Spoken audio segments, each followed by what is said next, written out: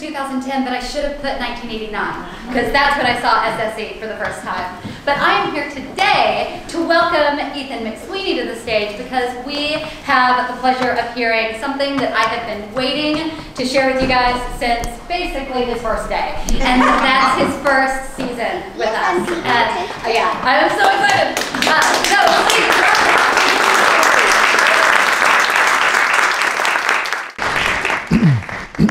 Thank you all so much for being here. It's just actually so inspiring to see so many friends, trustees, company members gathering to celebrate the launch of our summer, fall season and the rest of 2019. And I hope this is the first of many announcements that we share together. You know, there's been a lot of change here, so now we're going to do this with video, with lights and sound. It's all part of our embrace of early modern technology that Shakespeare would have used if he had access to it. Ah yes, there's always one of them in the crowd. No. I'm also I need to thank Amy Wolf, who's put this presentation together, because I am such an early modern practitioner that there's no way that I would know how to make a PowerPoint presentation. So I'm glad we have that to have the visuals to go with the announcement. I think by now most of you have probably heard a version of how I arrived at the American Shakespeare Center, stopping by over the Christmas holidays a little over a year ago, meeting Amy Ratchford out front, walking into this very room and falling in love with the Playhouse space, then returning to see Hamlet and Rosencrantz and Guildenstern during the Wren season, meeting Ralph Cohen, falling in love with Ralph Cohen, and Ralph taking me on a 25-minute sort of quick march walking tour of Stanton, and then getting to see the incredible, talented ensemble of actors, then returning yet again to meet the rest of the company, and in fact sort of fall in love with the town of Stanton itself.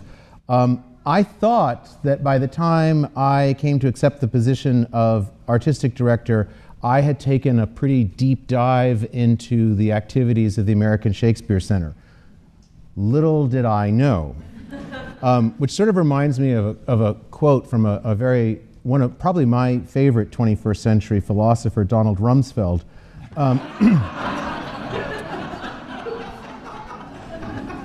There are known knowns, things we know, and there are also unknown knowns, things we know we do not know. So in my case, the list of known unknowns was really quite long. And in truth, I really did not quite understand how much theater ASC makes. And I had an even less good understanding of how this was possible. Some of it just has to be seen and experienced before you really do get it. And I think all of you are familiar with that. But one of the biggest things that I discovered shortly after arriving was that a year of programming at ASC is really made up of 5 different seasons, and that each season has its own distinctive personality.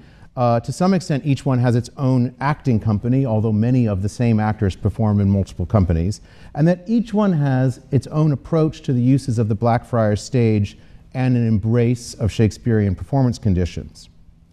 And then I thought, perhaps this is a discovery that I need to share with some of our audiences who may also need help, probably not you because you're here, but understanding this range of activities and how many different ways they can come and see a show here in Stanton and see shows on the road. So first I thought we would review the 5 seasons that make up one ASC artistic year, with some new titles that we've devised to try and make it clear what makes each one different from the other. So these are summer, the festival season; fall, the repertory season; December, the holiday season; winter, the actors' renaissance season; and spring, the tour homecoming season. We're currently in winter. I think that's clear to everyone, right? Okay. Yeah. So far we've opened 3 incredible productions in the Actors Renaissance season, an incredibly meaningful Henry IV Part 1 and hysterical Merry Wives of Windsor, and the moving world premiere of our very first Shakespeare's New Contemporaries last night, Anne Page Hates Fun by Amy Whitting, which was just a watershed moment for us as a company, and I know many of you were here for that. A really special moment. Still to come is the seldom seen Elizabethan true crime comedy thriller Arden of Faversham, and then a staged reading, which I'm really calling it's really a Wren run, which for those of you who aren't familiar with one of the practices of the company, occasionally we do these Wren runs, which is something that we think might have been done in early modern rehearsal conditions where the actors show up, they know all their lines, or they have all their scripts, and we just do a kind of first pass and everybody stages themselves and off we go. So what we're going to share with you for Bell's Stratagem, more than a staged reading, will really be an authentic Wren run of that play. We'll wrap it all up with our once-a-year tour and Renaissance troupe uniting for the one-time only Band Candy concert, largely overseen by Chris Johnston, who's sitting in the back and just sent his daughter out of the room. So. After Band Candy, spring heralds the return of our road warriors from their national tour, during which time they will have journeyed from Maine to Texas, bringing the joy of Shakespeare and other classics, as well as our lights-on performing style, to upwards of 20,000 people, many of them students experiencing Shakespeare for the first time, and some communities where ASC is the only live Shakespeare that they will see in a year. They'll bring 3 road-tested plays to the Blackfriars stage, their productions of Winter's Tale, a rollicking comedy of errors, and our first ever Greek tragedy, Sophocles' Antigone. And when they come here, we will rehearse and then open the second of our 2 inaugural season SNC titles, 16 Winters or The Bear's Tale by Mary Elizabeth Hamilton, a play written in conversation with, of course, The Winter's Tale. So far, I haven't told you anything you don't know. So then in June, we will open summer, the festival season. Let me talk a little bit about the word festival. It actually is a somewhat controversial word here at the American Shakespeare Center, and when I first brought it up, there was a little shudder that went through the room. Because for a long time, we've worked really hard to identify ourselves not as a festival, because there are a lot of Shakespeare festivals in this country, and mostly that connotes summertime, short runs, and not the kind of year-round activity that the ASC is engaged in. However, there's another part of festival that I really like, which is it's summer, and it's celebratory, and it's open, and it's joyous. And also, I really want us to get in some of those summer festival listings in the newspaper. And so we're going to identify ourselves as summer, the festival season. It's a celebration all year round. It's especially a festive one in the summer. We're billing this summer's festival season as 3 great plays by 2 great authors that, taken together, will tell one great story. And I chose these plays both for what they offer on their own and for how they remind us that the great power of repertory theater is the conversation that occurs between the plays, and that the joy for an audience is not in seeing one title in a repertory season, but in watching a single acting company take on the entire project, playing multiple different roles. And I wanted to also this first year really emphasize for our audiences that we are a destination theater, a place to come once, twice, 3, or even 6 times a year to take in our different offerings. I'm going to forget your names because I just met you upstairs, but in the back right in front of Amy, it's Paul? No. Paul? And you guys come down 3 or 4 times a year as destination theater goers. And I said, I'm going to shout out to you because that's what we're trying to create even more of. So this summer, we'll start with Shakespeare's Julius Caesar. I'm calling it a cautionary tale about the unintended consequences of political assassination.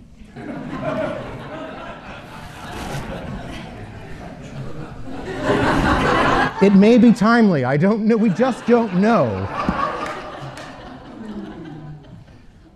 which we will rehearse in repertory and open in repertory with Shakespeare's own sequel, the epic romance of Antony and Cleopatra, which is a cautionary tale about romance. Then, once those two are open and running in rep, we will rehearse and open, continuing our Roman theme in early August with a prequel to this story, George Bernard Shaw's brilliant and witty and seldom produced Caesar and Cleopatra. So, and that's a play in which a wily old general mentors and falls in love with a brilliant young queen. You can see these plays in any order, but if you were to follow it strictly chronologically, that would be Caesar and Cleopatra, Julius Caesar, and then Antony and Cleopatra. And the through-line character wouldn't be a Roman ruler, but an Egyptian queen. You can see these plays one at a time, or, if you prefer, you can come to one of our binge-worthy destination weekends and see them all at once. But that's not all we're going to be offering in the summer of 2019. In June, about 2 days after they finish their season here at the Blackfriars, the tour company reconstitutes itself for their 2019-20 touring rehearsal process. And we're not going to let them simply rehearse in obscurity through the summer, but we're going to make them work for their housing and bring a special new adaptation of one of their tour titles onto our stage throughout the summer. So that will be a 90-minute adaptation of A Midsummer Night's Dream. One of the reasons for this is we haven't really been offering something that allows people to bring families that may not have kids who are ready for a full-length Shakespeare into the Playhouse. We have some whose kids are ready for that at the age of 4. But in order to create an opportunity both for those audience members and maybe also for first-timers to our theater and to our community who want a kind of entry-level taste of what we do here at the Blackfriars, we're going to create this Midsummer 90. Privately in the company, so don't tell anyone this is what we call it, but I refer to it as a gateway drug. The week after Labor Day, our touring troupe will take a week to, our resident troupe will take a week to focus on rehearsal for the 4th show that we'll be adding into the fall rep. And during that time, the tour will take over this stage for a special sneak preview of their 3 tour titles, which I'll tell you about in just a minute. The fall repertory season, we're going to add a 4th title while continuing our Roman trilogy. And part of revamping our summer schedule was to create a space where we could do something that let us push outside some of the traditional boundaries of our programming, and maybe also start to bring in some guest artists who aren't able to commit to the length of the residency that is involved in the entirety of the summer and fall season. And so we're going to add a 4th completely unrelated production, and it will be American Shakespeare Center's first world premiere musical. It's a piece called The Willard Suitcases by Julianne Wick-Davis, who is an amazing composer and lyricist. If it's possible to imagine that there was a contemporary musical written to be performed at the Blackfriars and in Stanton, this is it. It's based on the 1999 discovery in the attic of an abandoned asylum in upstate New York, a series of suitcases that had been left untouched since their occupants had checked in and never checked out many years before. Inspired by a book of photographs taken by Lisa Rensler, Julianne has imagined the lives that packed these bags, some funny, some strange, some tragic, and all very, very human. We'll be performing that in the Blackfriars tradition, acoustically, accompanied by the ensemble, performing with their own instruments, and this will be a really exciting, I think, new addition to our repertoire here at ASC. I've mentioned the destination weekends. This is something that really we've been doing, but we haven't been telling you we've been doing it. So now we're going to tell you a little bit more about it. Each season of those 5 seasons is going to feature a weekend that we've specially programmed where you can see all that we have to offer. And whether you knew it or not, this is actually the first one right now. So congratulations, you're ahead of the curve. There's one coming up that's not on this list that will be the end, I already mentioned it, but the end of our Actors Renaissance season, the weekend of Band Candy. That we're billing now as Renaissance Weekend. It's an opportunity if you come back to see all 4 of the plays in the Renaissance, Actors Renaissance season, plus the reading of Bell's Stratagem, plus the Band Candy concert. So if you want to take a super long deep dive for 3 days of total immersion, that's your weekend with us. The other weekends coming up in the spring homecoming season, the homecoming weekend, that will be a time to see all 4 shows that the tour is producing. The festival season opening, that will feature the rep of Julius Caesar and Antony and Cleopatra. If you hang on for the summer festival weekend, you can see all 3, Caesar, Cleopatra, Antony and Cleopatra, and Julius Caesar. Then our fall repertory season opening, in which we'll add the Willard suitcases. I don't know really how the Blackfriars Conference snuck in there, but here we're also doing our biennial Blackfriars Conference, in which scholars the world over come for a week of programming led by Ralph Cohen and our wonderful education director, Sarah Enlow, and in deep conjunction with our partners at Mary Baldwin University. We're going to find some new ways, I hope, to open that up to general public in addition to our academic and scholarly public with some of the shoulder programming that occurs around that time and some special performances of things that we're bringing in specifically for that week. Holiday season opens predictably in December, and then it closes also in December. Amy, I'm lost. What's our next slide? What's going to happen? The tour. Okay, so let me circle back and tell you a little bit more about ASC on tour.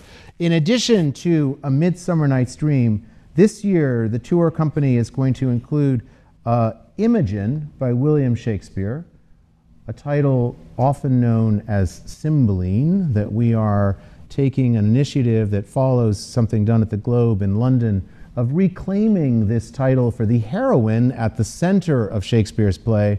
It may be provoking some discussions in our tour and with our tour audiences, particularly in universities, over the early modern convention of naming a play after the nearest male king, in spite of the fact that he only appears in 2 scenes. Maybe 3. I don't know if anyone's counting. Just 3 scenes, yeah. And also, we're going to be adding an adaptation that was done on Broadway about 2 decades ago, a really celebrated one of Grapes of Wrath, an adaptation by the masterful Frank Galati. That was originally performed with a cast of somewhere in the neighborhood of 30 or 35. In true ASC tradition, we'll be doing it with our tour company of 11. And we're really excited about bringing in literary adaptation of an American classic. We've had some really successful literary adaptations of English literature classics into that mix. It's also a great time to tell you about a really super exciting and important new initiative that we've been working on for the last 3 to 4 months, and this is expanding our existing academic consortium, which was a partnering with institutions that were coming here to participate in a variety of our educational activities, some of whom were also hosting tour stops. But we looked at this and said, you know, what we'd really like to do is encourage you to make this a reciprocal 2-way street.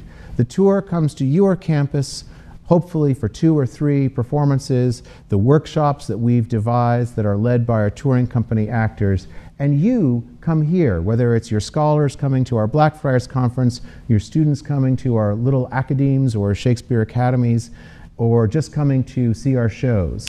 How can we unite these 2 things? So we pitched an idea with the great help of our board member Kim West on a special new leadership consortium group that would be charter members in a new paradigm that would take us for a 3-year commitment from both sides of up to 3 tour stops and a sort of education spending account that they can use as they wish for our variety of activities here.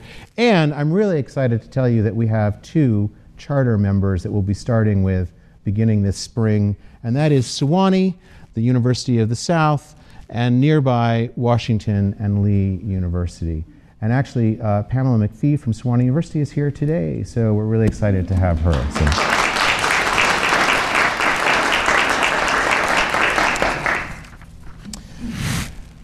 Still to come, and I am not going to tell you about them today, but we have completed the process of selecting the second cycle of our Shakespeare New Contemporary titles. And we are working right now with our writers to make sure that they can accept our incredible $25,000 award and plan their own seasons and lives around being here for the workshops and productions. So we will be, of course, introducing Shakespeare New Contemporary titles into 2020. So watch this space. If you come back next Sunday at 11, I'm going to be doing a conversation with Washington Post critic Peter Marks. We're going to talk about the future of the American Shakespeare Center, the field at large, and generally geek out on Shakespeare productions that we've seen.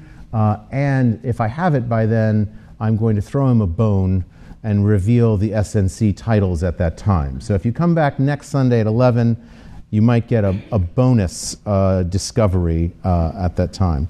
Lastly, in 2019, no surprise, the holiday season will bring with it the return of our beloved Christmas Carol.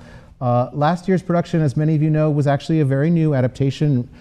He doesn't like to admit it, and he likes to stand in the back, but it was written by our own Jay McClure, longtime associate producing director. And it was a beautiful adaptation, enormously true to the Dickens and inspired by Dickens' own prompt scripts that he used in his own touring one-man show, Never a Man to Miss a Moment to Make a Buck, Charles Dickens. But thank God he doesn't ask for royalties, because if he did, I mean, the Dickens estate would probably, they would dwarf the largest possible literary estate you can imagine, I would say at this point. So I don't yet know what our so-called Holiday 2 will be. In the past, it has been Every Christmas Story Ever Told. We've enjoyed that show very much. We've also done some other things there. We're still evaluating what will come next. If you happen to write a 2 or 3 actor Christmas holiday related story with comedy and music and hopefully a reference or 2 to Shakespeare, please see Ann Morgan in the back because we are definitely accepting submissions for an unofficial commissioning of that. Let me briefly tell you a little bit about some of our collaborators that we know about for the coming summer.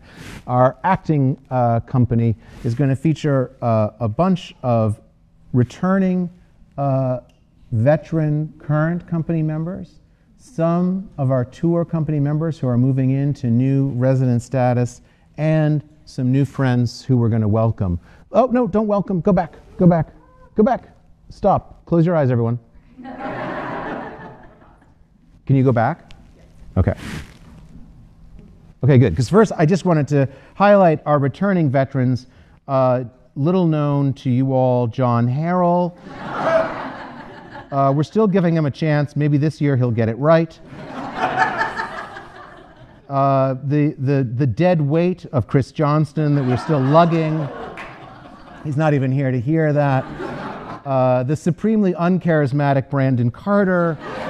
And the ageless David Lewis, and from last summer, Zoe Spees, as well. And Zoe is a good example because she was a touring company actor who moved up into our resident troupe last summer. And I'm really excited that 2 of our other touring troupe actors, Constance Swain and Ron Roman Melendez, are already slotted to join the resident troupe. Some new faces are also coming. I can tell you about 2 of them now. One of them is a wonderful actor and fight director named Jeffrey Kent, one of only 18 fight masters with the Society of American Fight Directors. As an actor, Jeffrey is a veteran of Colorado, Orlando, and the Utah Shakespeare Festivals. And as a fight director in residence at the Denver Center, he has staged literally countless acts of violence. So I'm really excited to welcome him into our company as both an actor and a fight director. It's really exciting. We stole him, I'll be honest with you, from the Utah Shakespeare Festival because he was ready to come and play in this playhouse and on this stage, and is really excited about what he'll learn about himself as an actor and as a fight director. And joining us for the Willard Suitcases will be a celebrated Olivier and Drama Desk nominated Broadway musical theater actress Nancy Anderson, who just received her 4th Helen Hayes Award nomination for her performance at Signature Theater's Billy Elliot over the Christmas, and has collaborated with Julianne Wick-Davis on a Drama Desk nominated one-woman musical called The Pen. She also is my wife, so she was semi-obligated to accept this offer. In addition to our acting company, summer means the return of a really valued collaborator that has been sorely missing from the Actors Renaissance season, and that is directors. We have an incredible mix of artists coming to join us for both our summer shows and our tour shows. You can see pictures of all of them there. I'll tell you a little bit about some of them. Obie Award-winning director Sharon Ott, former artistic director of both San Francisco's Berkeley Repertory Theater and the Seattle Rep, and the current chair of the Virginia Commonwealth University Department of Theater, will be joining us to direct Antony and Cleopatra. Artistic director of New York City's Bedlam Theater Company and Wall Street Journal Director of the Year, and a wonderful director known for his incredible interpretations of Shaw, Eric Tucker, will direct Caesar and Cleopatra. Nathan Winkelstein, the Associate Artistic Director at the Red Bull Theater in New York City, and our new New York City casting consultant, will direct Midsummer Night's Dream, both the full and the 90-minute version. Vanessa Morosco, a former company actress and frequent director here, will direct Imogen, and part of my real desire to involve artists from our whole history in my first season. And Jose Zayas, the founder of New York City's Immediate Theater and a director I have long followed and admired for his incredible skill at telling epic stories in a very theatrical way, will take on the responsibilities of The Grapes of Wrath. Not to be neglected, in 2019, our upcoming 16 Winters will be directed by Amanda McRaven, herself also a veteran of our acting company, now the founder of LA's Fugitive Kind Theater. And last night's premiere was incredibly well directed by Stephanie Holiday Earle, who is becoming something of a staff resident director because she will also be back to do her Christmas Carol with us in 2019. All of these represent leaders in this field who in turn are becoming part of expanding the networks, a network of advocates for the work of ASC, connecting us to new artists that we want to have come in and join us and play in this incredible playground. Summer's going to feature a few other changes and some other new activities. Chief among them will be taking our occasional Dr. Ralph lecture series and transforming it into Dr. Ralph Presents. If you were with us this Friday, the last Friday at 5, we did our kickoff Dr. Ralph Presents with my dear friend and marvelous DC actor Ed Jarrow, who's here today as well. So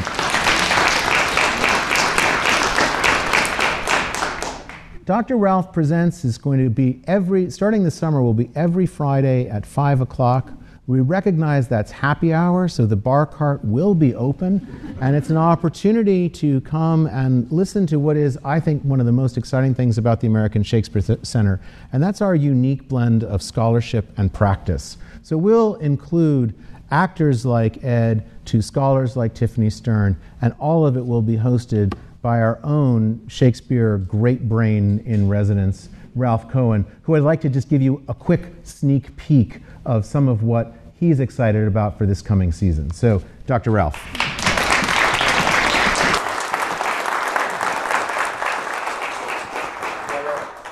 You saw what I'm really excited about. I've been talking about this for a long time with Ethan and Amy, but seeing it all come together. it's amazing to watch the vision, and I think Ethan has brought a sense of why are we doing these plays, and then figuring out how to make a whole year of reasons to come. And it was just, I was having as much fun watching that as I hope you were. It's great. I wanted to say about the Academic Renaissance season that this has been a really exciting year for us. And before we get off that subject, I do want to urge you as a sort of scholar on staff to come see Arden of Feversham. It is a remarkable play. It is a dark, middle-class comedy, and it is really something to see. You'll have a great time there. And about the Dr. Rouse, you heard the thing about the bar being open, and my commitment is to model how you should be there and get a glass of wine and start things off that way. But I'm very excited about it. The Roman plays are definitely about destinations. So we take you along and far away there, and we take you in that way that we can do here in this room by just great language and great acting. And that's what we do. It is very different, in a way, from what we're doing right now. I was just thinking about the 4 plays that we're doing are all about small communities. 1 Henry 4, yes, they're battles, but we get to see the Boar's Head community. And it seems to me that one of the things that's really special about those community plays is that unlike a lot of Shakespeare plays, which is about power and politics, and that's what holds people together, families warring with one another, and maybe family sometimes if it's blood, it's about other kinds of ties. And so that, and even the Bell strategy is that nice restoration community. They all know each other, and that reminds me very much of Stanley. That all of the ties are communal. People are friends, or people, if they aren't friends, are putting up with one another because they live in the same community with them. And what I love about Ethan's vision is that it reminds us that we are not only a center in the sense of reaching out to places as far away as Egypt, but also a center for people to come to here. And one of the great things I heard today when I was talking to Jane upstairs, I'm talking to Jane Manning, and she says, you know what I love? I don't know anyone in this room. and we want that combination of good friends like Jane who want to be here because they know what's going on, but also our destination people who are here for that. And that's what excites me most about looking at this vision, is that. And I want to remind you too, when we talk about the festival season, that this town is the perfect place for a festival season, because we're not only doing the titles you've heard, but we're doing all sorts of other things too.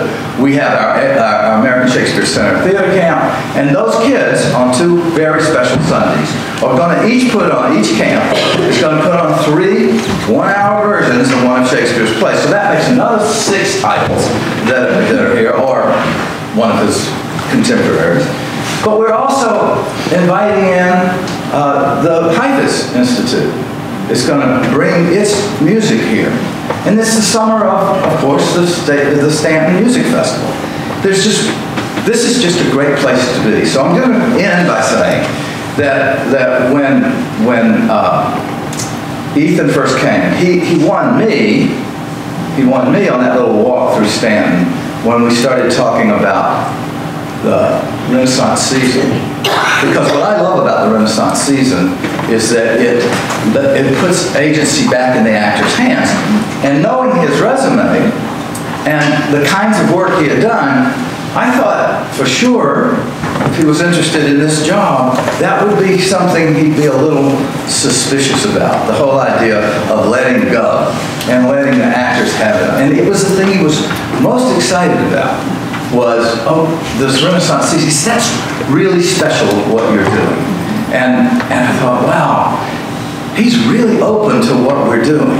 The other thing that won, and I think we have the community to thank for that, Because this town, as he said, this is a remarkable space right here for the people who are in it right now, for actors who've come from far away to be part of this, but also for all the other people. But I think once they get into Stanton, they feel that they've come to some sort of home.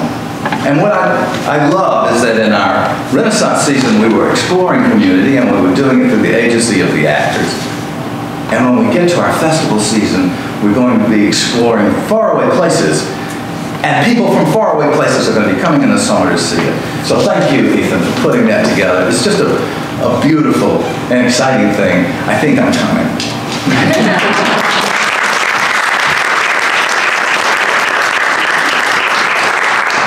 I'm so glad that you mentioned the Heifetz Institute. Every Tuesday that they're in session this summer, they will be performing on this very stage, which I'm really excited to welcome the music of Heifetz into this room. I sort of fantasize about all those strings helping to tune the wood of this room in a sort of resonant way. And in addition to our Dr. Ralphs, that welcome extends to other ways to get involved here.